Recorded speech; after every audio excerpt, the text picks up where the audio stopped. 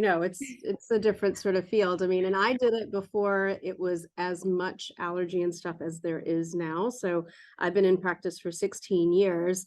I graduated medical school in 2001. So it's been a really long time. But prior to that, I would guess, I think it was about sophomore year in high school. I had one of my teachers who had, I guess his father was a physician and his brother was in computer science. At that time, I thought maybe I would do something with computer science.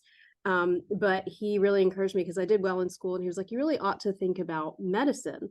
And the more that I thought about it, I mean, I loved kids, helping people. Obviously, it was a good profession to be in. But then as college came about, I got an opportunity. I was sick one day and I had to go see a physician, and it happened to be an allergist.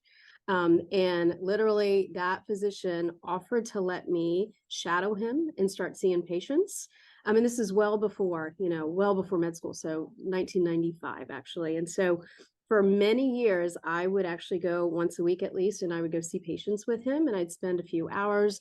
And he was truly a mentor. He had base trained in pediatrics, and then he had done allergy. And so and he was a wonderful physician, and I was able to start seeing patients literally in, allergy and immunology before a lot of the medicines, even now that we normally use, were even on the market. And so it drew my interest more for medicine, secondarily, specifically for allergy.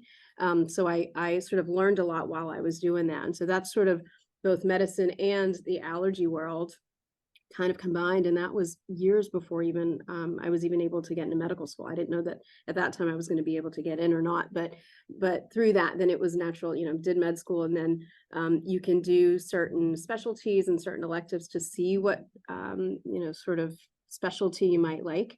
And I was geared towards that based on a lot of the experience that I had.